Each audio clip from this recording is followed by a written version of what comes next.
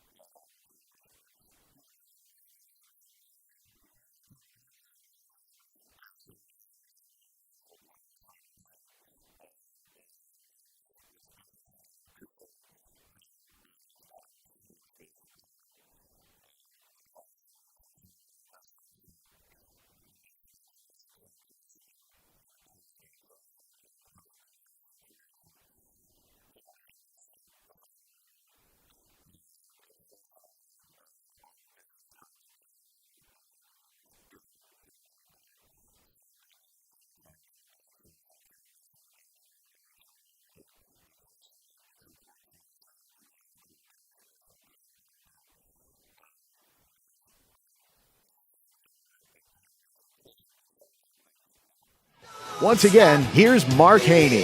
All right, and you have been listening to an interview that I did over at Velocity Venture Capital with Andy Beal, the founder of Max Preps. And we're going to continue that interview right now, and I think you're going to gain some unique insights into how Andy Beal built his company and eventually sold it to CBS Sports. Take a listen.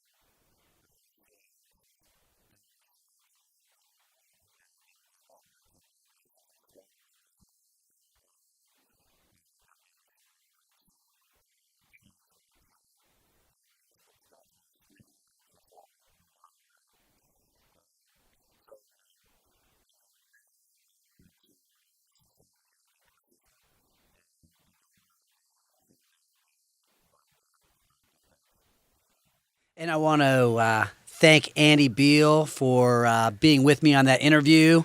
And, of course, I want to thank Eli Weiner of the Manufactured Home Communities.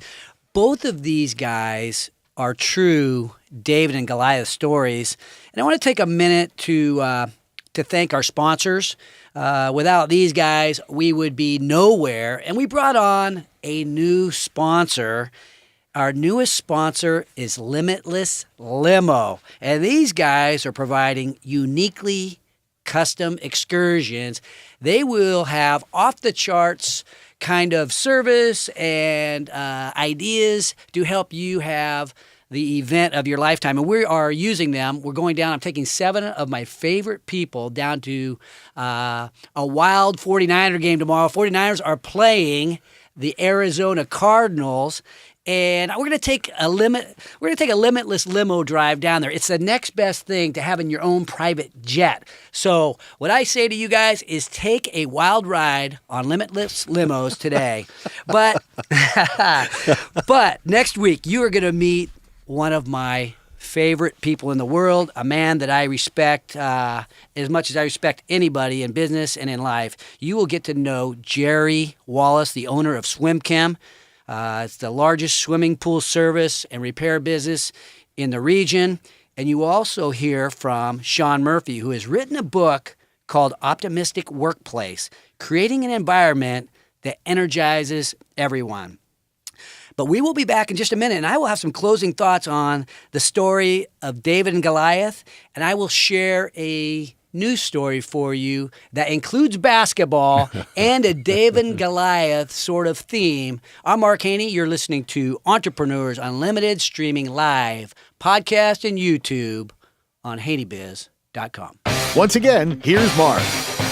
David and Goliath, the story of the little guy facing the big guy, the disadvantaged guy facing the guy with all the advantages. Wow, that can be a scary situation, right, Tom? Absolutely. Now, is it okay to limp up to a big fight and then suddenly punch the guy in the throat?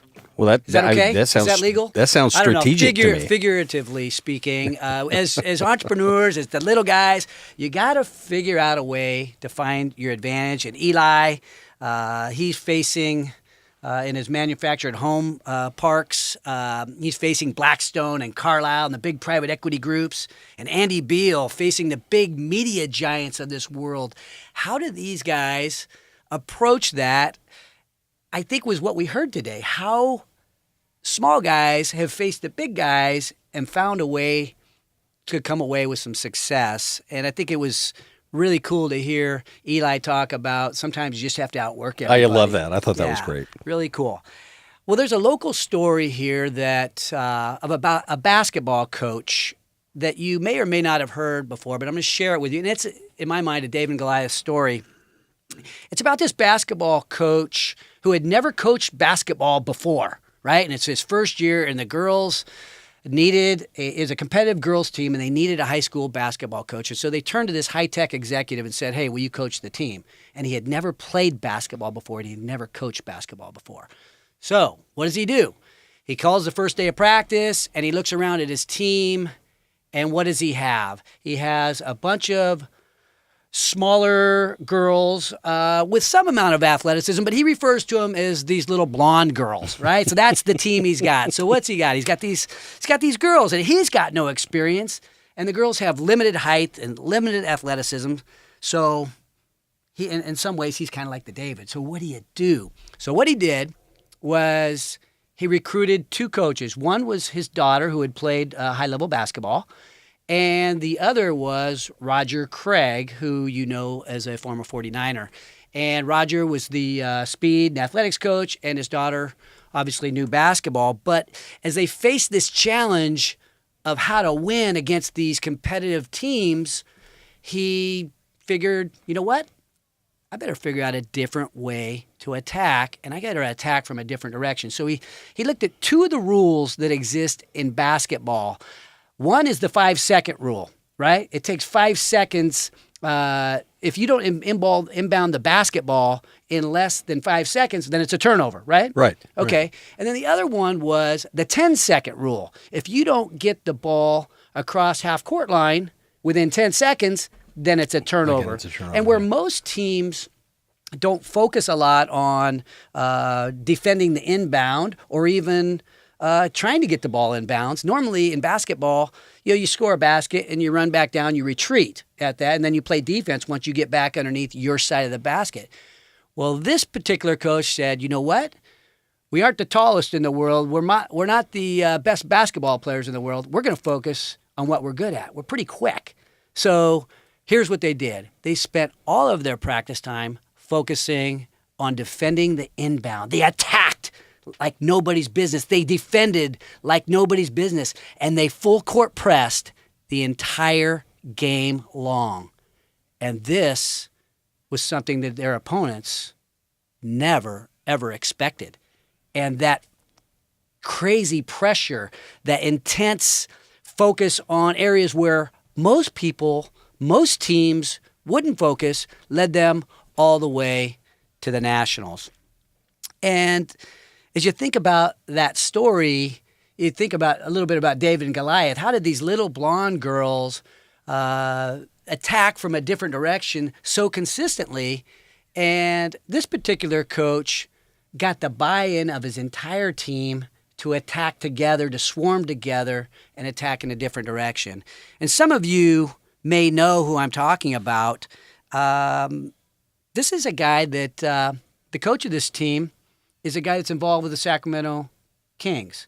He's actually the owner of the Sacramento Kings. You're kidding. Vivek Ranadive. Yes. He is that girls' basketball coach. He is that David in the David and Goliath. Those little blonde girls are his girls, and they found a way to take the team all the way to nationals. And now he's one of our Sacramento Kings. I'll be done. So very interesting story. And so as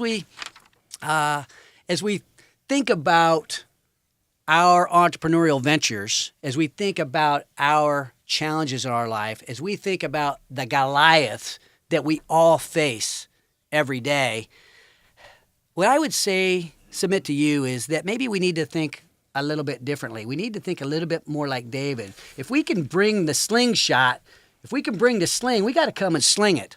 And what I would challenge everyone to do, whether you're an entrepreneur or you're past that time in your life, today is a day that celebrates small business. It's Small Business Saturday. So what I would ask of you is consider shopping small today.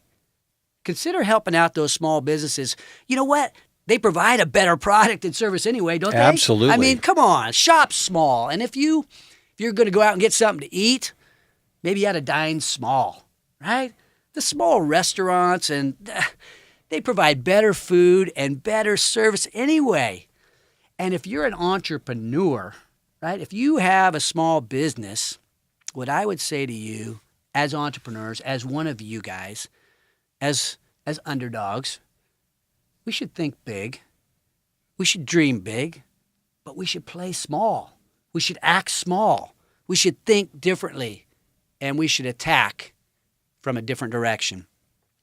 So I don't know what the takeaways from today are, Tom, but as you think about how small business guys face their giants, I mean, what were your takeaways today? Did you come away with anything? Well, I was entertained by the fact that Mr. Weiner had mentioned the fact that he when it came right down to it, he just said, you just have to work hard. He also said that being successful and making money was easy, which I'm not too sure that I agree with because it takes an incredible amount of effort and surrounding yourself with the right people. But I think hard work and dedication does bring its rewards. I'm kind of curious as to, and I know we don't have a lot of time here, but at the same time, I bet you being in business on so many different levels and starting and creating businesses and selling. Do you have a quick Goliath and David story? The one story of a company that I had, which is now merged with another company and sold a few more times, and it's owned by one of the Goliaths now. But when we were starting out, we definitely faced that David and Goliath story, and there was one big Goliath in our industry And should I mention their name? Why not? Let's. It rhymes with Moneywell. Anyway, they were the big Goliath in our industry, and you know what? They had branches all over the U.S., and we had to figure out a way to attack differently. So when we decided to open up a branch in Tulsa, Oklahoma, or Baton Rouge, Louisiana, we just set a desk and a phone and a computer out in an inside centralized sales room so we could attack with a lower overhead model. And so we had a national company with not hundreds of branches. We had hundreds of desks. But you had to look outside convention in order to go after that Goliath. There's no question. If we tried to stack up with Goliath in the same way that he fought with all the armor and all the extra stuff, we couldn't have fought him toe-to-toe. Right. We had to fight him scrappy. We had to focus on where we were good at, which in our case was IP video network security, and where they were general broadline security distributors. We had a focus. We could do it cheaper. We could do it more effectively, and eventually we did pull down Honeywell's panties and give them a little spanking, and it was quite gratifying. Now I'm in a different security business, and Honeywell's a great friend of ours. We love Honeywell. Right. They're a supplier to us, and they're great friends. So it's funny how the times they be changing. Right. But we do what we can to scrap. I never really had a personal beef with Honeywell, but they were the Goliath. And we did find a way. We did find a way to fight from a different direction, and in our own small way, we came up with a victory. Absolutely. And so I would say again, as we wrap up today's show on Small Business Saturday, just God bless all of you that have been underestimated. That have been the Davids, and you've been. People thought you couldn't do it. You came out of nowhere, like Vivek and his little blonde girls, like Andy, right? Like Eli, like I tried to do a little bit. God bless all of you that have shown the courage to face your giants, and God bless those fighting men and women who protect this great nation and truly face the enemies and make free enterprise possible for the rest of us. Amen. Never above you, never below you, always by your side. And the twilight